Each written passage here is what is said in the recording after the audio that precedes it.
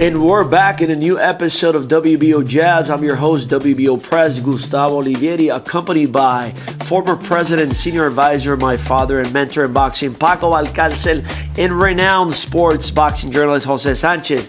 Paco, how are you, Jose? Happy New Year, guys. Happy New Year, Gustavo. I know you still alive after Saudi Arabia. I'm still alive. You came back, you was in Europe. I'm a little bit you came back, you got an injection, you got a cocktail of vitamin C, and you are back now.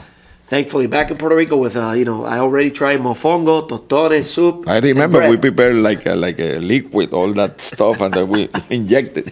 That was injected in your veins. How are you, Jose? What's up? I'm doing great, actually. So, how was your Christmas holiday? Very good, very good. I'm happy to be here. It's always nice to spend some time with you guys and talk a little bit of boxing. So let's jump right into it. Paco, we had our first social event, Three Kings gathering with over 300 kids from different boxing gyms around the island, live music, Puerto Rican cuisine. We have special guests, El Divino Espinosa, Vaquero Navarrete, Teofimo López, and the great Amanda Serrano. How did you like the event, Paco? Oh, I love it. I was there after the golf game. Yeah. Not good for me that day. I shoot 88. I was complaining, but I shoot 88 that day. Gino Rodriguez beat me, and I wasn't happy. But when I went there, to the fiesta. Oh man, the fiesta was something that unexpected because I never saw that amount of kids, and the whole family. We got all the gyms around there. Everybody was happy, dancing. Oh, I love it. I love it. We had multiple gifts, raffles, Christmas presents. The Jake Paul's Boxing Bully Foundation supported the event. We have to say thank you to Jake Paul and the foundation. We have been working together, and we're still working together. Now that I was talking to Vázquez Muñiz, that congratulations to him. The new I was talking to him Sports. that he wants to join, with the department. The partnership, yep. The Department of Sports and Recreation. Sport and Recreation. They're going to join us. Yep. To work together all around the island with the gyms, with the kids in the gyms. Jose, did you see the images and the video footage of the event? Yeah, it was. I was surprised at the participation of champions from abroad, because in the holidays it's usually you spend it at home, but it shows the compromise of Navarrete and the other champs that came here, and also Jake Paul has been criticized by many for his antics and some of his boxing moves, and I've certainly been one of to criticize him on occasions. But you have to be honest, the work he's doing outside of the ring with the kids, and the work he's been doing with the gyms, it's undeniably a positive for the sport, and he did it once again here at the WBO Three Holy Kings feast. Yep.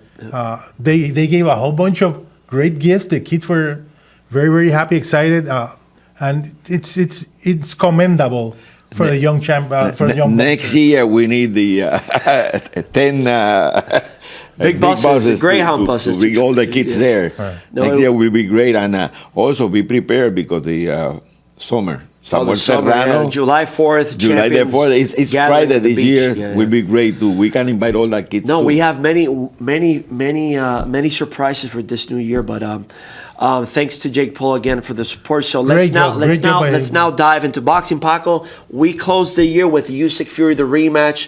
I was there in Saudi Arabia. I met His Excellency. Oh, you was at the house? Had a meeting at his At house. the palace, yeah. The palace, very welcoming. Thank you to His Excellency. And also supporting the sanctioning body. That's very important. He's going to be working with the sanctioning bodies together with also the re-up season. So, Usyk, Paco. That was a great fight. Usyk, a masterful great rematch. Boxing class. Great rematch. This time, no dispute. No dispute. He accepted. I was talking to Frank Warren. He accepted too.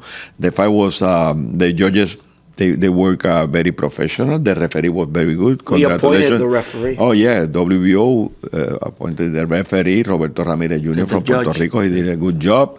Also, Jerry Martinez and Pat Morley. Pat Morley from Chicago, who are WBO judges and were recommended by WBO. And the promotion was good. I don't know the ratings, the viewers, how many, but that was a great show. Wasn't not unexpected because the rematch followed the same pattern as the first one, right? Yeah, as the first one.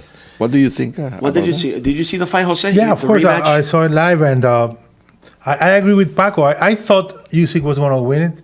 I thought he was going to win it more or less in the same way that he did. But I was expecting Fury, who came in heavier than the first fight, to try and bully and manhandle. That's what I was expecting as well. Yeah. But as soon as the fight started, and Usyk started, with his jab and his movement and his constant pressure, I think. But he didn't have that speed this time. No, but I mean the genius of Alexander Usyk is how he intelligently pressures his opponent. Yes, I agree 100%. He's the greatest small fighter in heavyweight division since Mike Tyson. Yeah, one of the top 10 of all time. Yeah, definitely. And I was surprised. I was surprised how easily Tyson Fury just accepted to become the counter puncher and fight back when all things pointed to him pressuring and trying to rough up his fighter. And move, speed, but I didn't see that Tyson Fury. I think he, early on in the fight, Fury saw that he had no answers for Usyk. I agree. And he just opted to last the 12 rounds. And the weight too high, Yeah, I mean, too high. I think he did that on purposely to try and rough and manhandle and use his weight against Usyk. But Usyk can box too. Yeah, no, Usyk can do everything. But let me tell you, Jose, the surprise of the night was that the rising prospect contender Moses Itauma, Paco. That guy knocked out Dempsey McKean, who had like 33 professional fights, had given a tough fight to Hrgovic, who fought for the IBF Eliminator, and Itauma knocked him out in the first round. That kid is the real deal. That's the real deal. He's the real deal. Punch, quick, accurate. He gets a little wide when he, throws his punches. Jose, do you see Itauma, Jose? Yes, I saw him. I think a couple of things. First of all, punching power in the heavyweight division trumps everything. Yeah. And he has punching power. Yeah. But with both hands. But that can be a big negative for him if he doesn't develop as a boxer. He's wide open. He fights. Every time he throws a strong power punch, he lowers his defense. He doesn't work on his defense because he's so powerful with his gloves that he thinks he doesn't have to. Offense is the best defense. Yeah, but eventually... Eventually, you pay he your has dues. To because there's guys but like... you can pay your dues if you depends on power. That was Trinidad. Exactly. But this guy is much more...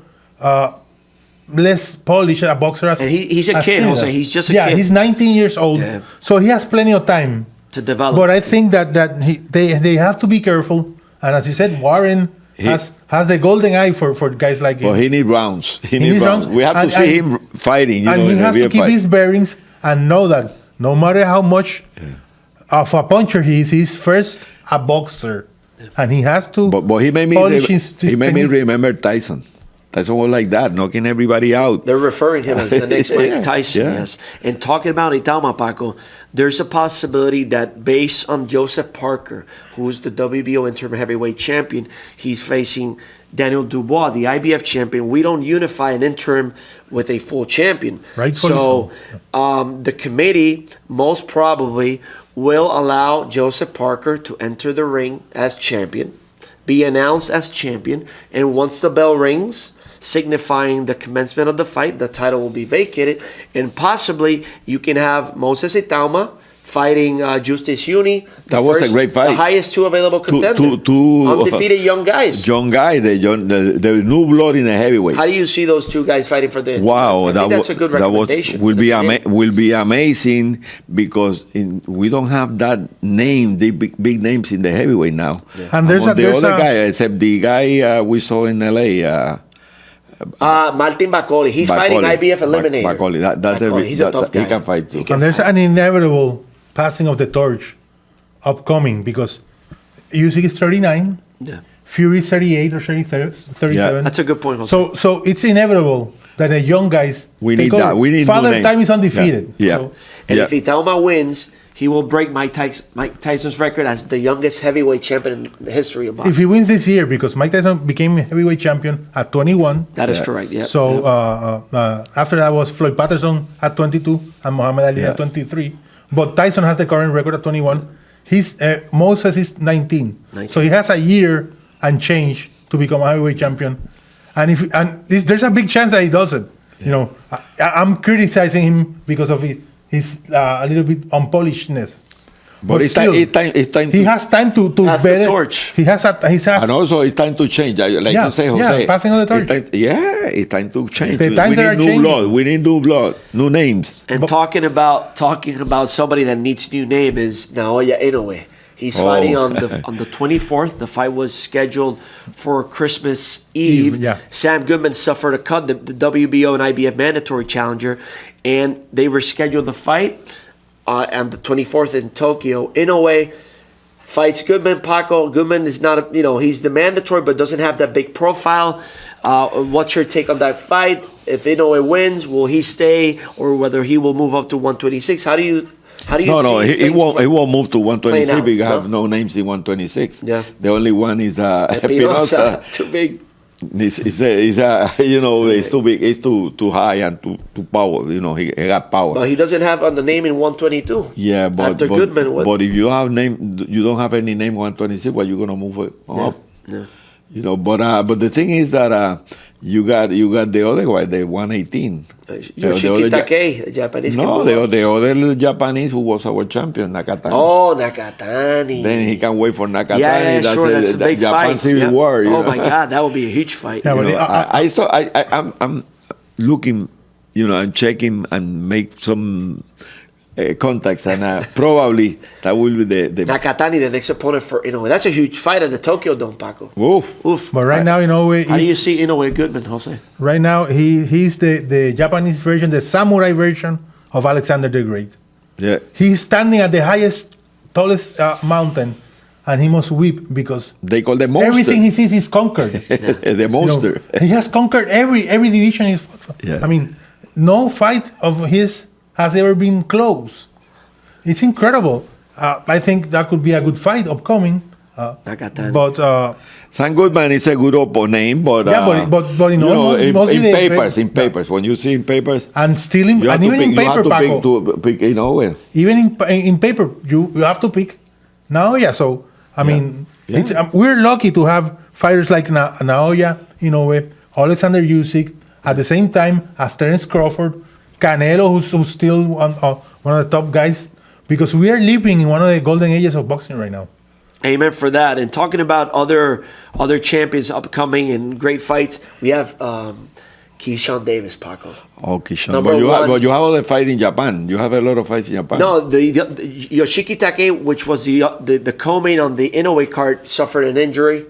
He's going to be unavailable maybe until March and April. We have to see what will the committee determine, whether an interim or whether. What about the other? The other guy is Itaua, in 115. Inoue. The 115 Cafu fighting Cafu. in March. Chocolatito, most probably in And Nicaragua. the 108. 108 is Iwata. Iwata. Fighting most probably in March, possibly Rene Santiago. Let's see what the committee determines.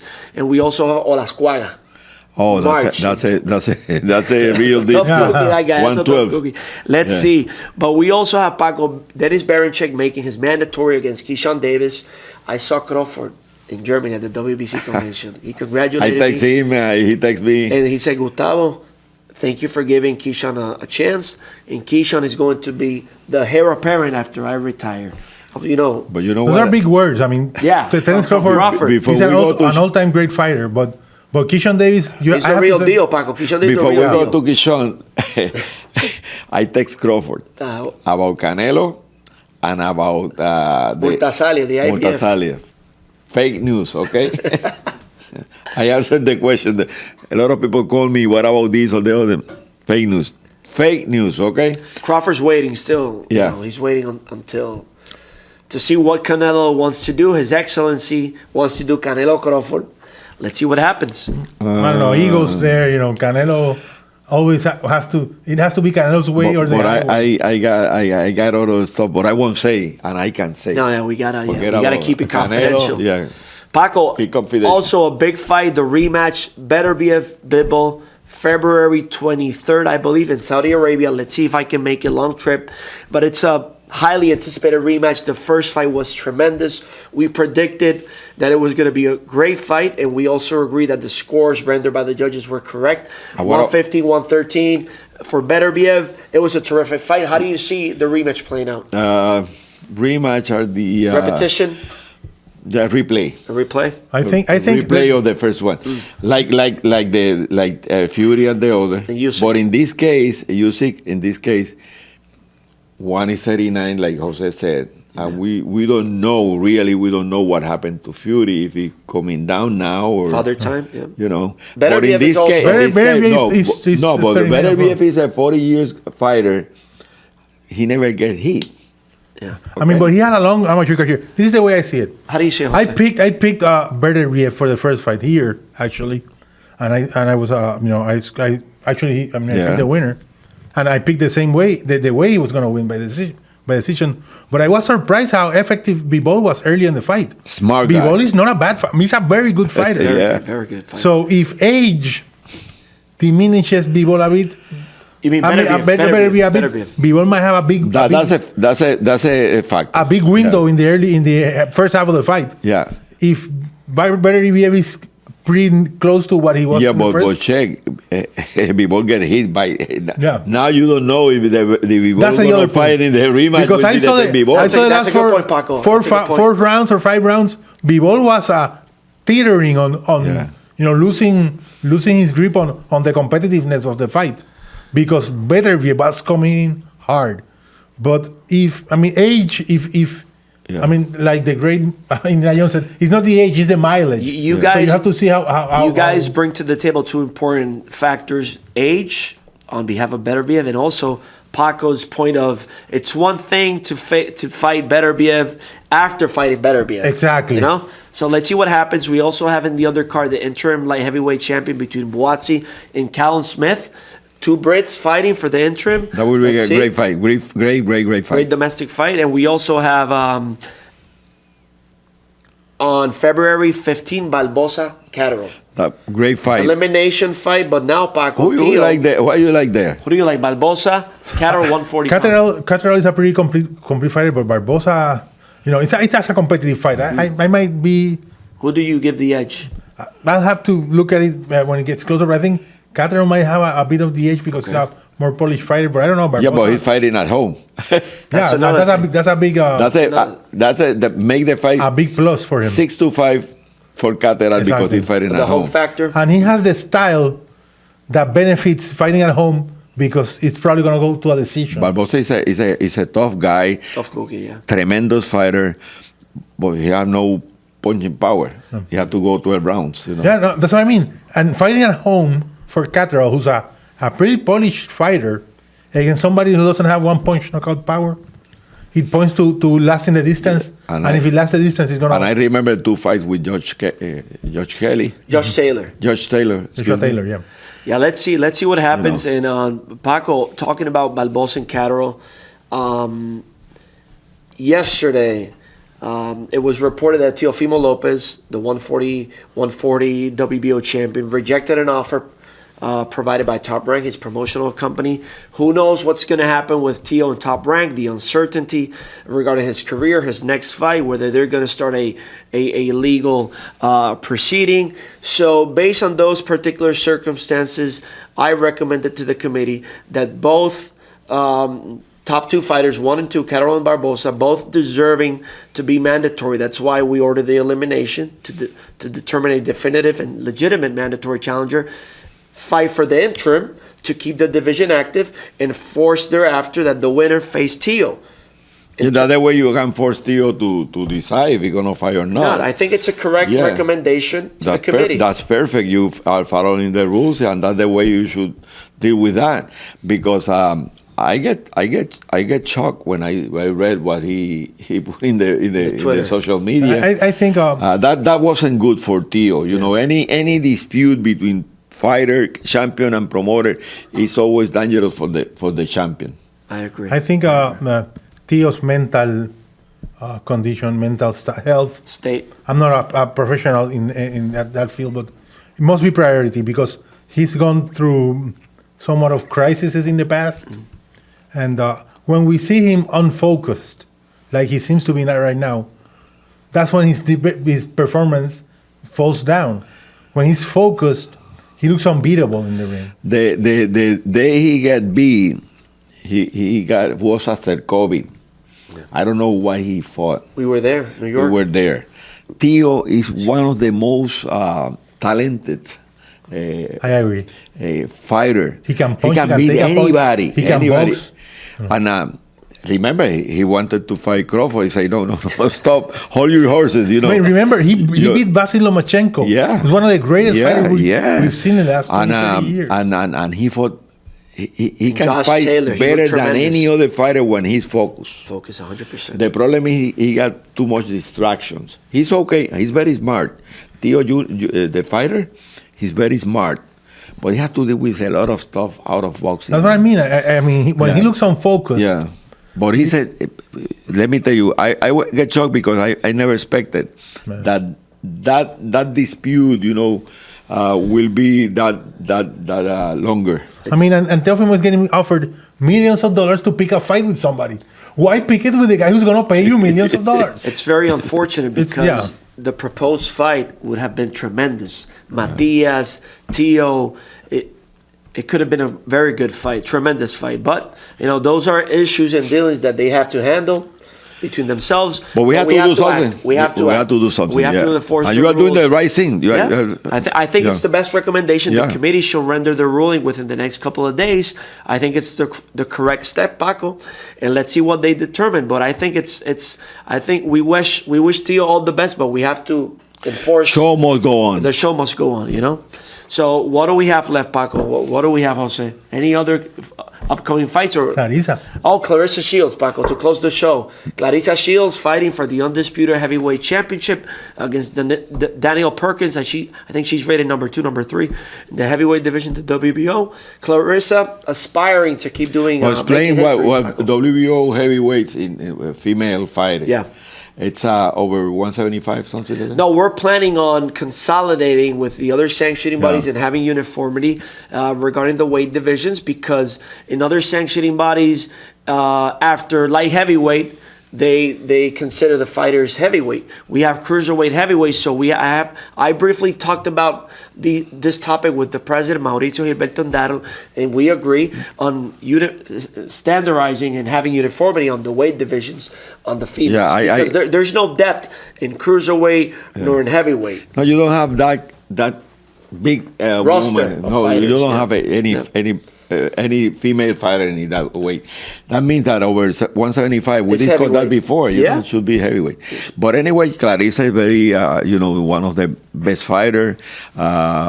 It's sad that they got that that tiraera. I call tiraera, but that dispute back and forth on the social media with Amanda, Katie Taylor, and the other. But Katie Taylor and Amanda, they got in the history of boxing, they're in another pedestal. And they got when you got two ladies that they were the main event in Madison Square Garden, and we have full house Madison Square Garden, making $1 million.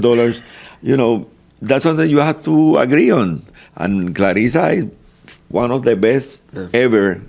But that's something. Those are facts. Reality, and she don't have the dancing partner. The dancing partner you always mentioned. What do you think, Jose? Going back to Carissa's planning to go to heavyweight, historically, light heavyweight was the division before heavyweight, before the cruiserweights came on in the 80s, and there were two fighters who did what Clarissa is attempting to do, which were Gene Tunney, who beat Jack Dempsey moving up in weight. Yeah. And Jack Dempsey was the Mike Tyson of his era, the heavyweight champion of the world in the 30s. And Billy Conn, who almost beat Joe Louis twice. Well, first time he almost beat him. The second time wasn't that close. But, I mean, he was a light heavyweight champion. And the other who beat Larry Holmes. Oh, yeah. Michael Spinks. Michael Spinks. But what Clarissa's attempting, coming up from 147, 154. 154. That's amazing. She's saying she's willing to fight Amanda Serrano still. Yeah, but that won't happen. You have 126 against 147. But I mean, that's how low in weight she is.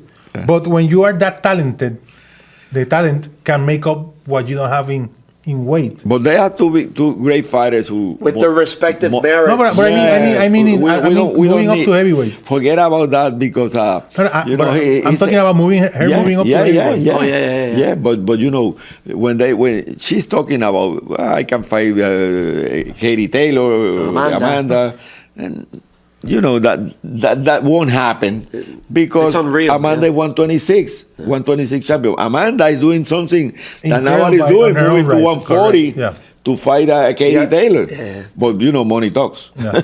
But I mean, what Clarissa is doing, I pick her as a favorite to win the heavyweight title because even though she's not that big, she has talent to make up for the weight that she doesn't have. But she lacks what Paco mentioned is a dancing partner. Her best dancing partner thus far was Savannah Marshall. When they fought in the UK, which was a big fight. Excluding Marshall, she doesn't have a dancing partner. That's a problem, whereas Amanda has a dancing partner in Katie Taylor. Yes, but Amanda had to fight for many years, moving up and down in weight like Clarissa is doing now, to gain recognition. And then to wait for... and another thing, Amanda had knockout power. Clarissa doesn't have knockout power. Yeah, that's true. You know, so both are great talents, WBO champions. We wish them we are very proud the best of luck. Clarissa, what she's doing. Absolutely. We are very proud of Amanda. But, you know, Amanda and Katie Taylor, they got their own level. They were main event at the Madison Square Garden, and they filled it to the brim. Like lawyers say, nothing further, Your Honor. And I don't see any names that Clarissa can face in the future. Yeah. Michaela is the only one. Michaela is 147. 147. She's doing the rematch with Sandy Ryan. Well, that's a great fighter too. Michaela is a great fighter, and Sandy Ryan, and that's in a rematch. Oof. I cannot pick. I gotta remind you guys. I picked Michaela to win, and you picked the scene, and I was right. I picked great fight. But in a rematch, I can pick a winner. In a rematch, let me tell you, anybody can be. I think in the rematch, but the only one who can move up to fight Clarissa, but you know, I don't know if they have the money or the recognition or gonna take that risk because Michaela was a lightweight. A junior lightweight. She fought I don't Bob know. Gardner. I don't know if she's gonna move up to. Let's see. Clarissa has a long way to go to wait. Yeah, but we need a big name opponent, in female boxing. Dancing partner. To face Clarissa. Let's see what happens. So, guys, great seeing you both. Happy New Year. Wishing you all the best. We gotta go, Paco.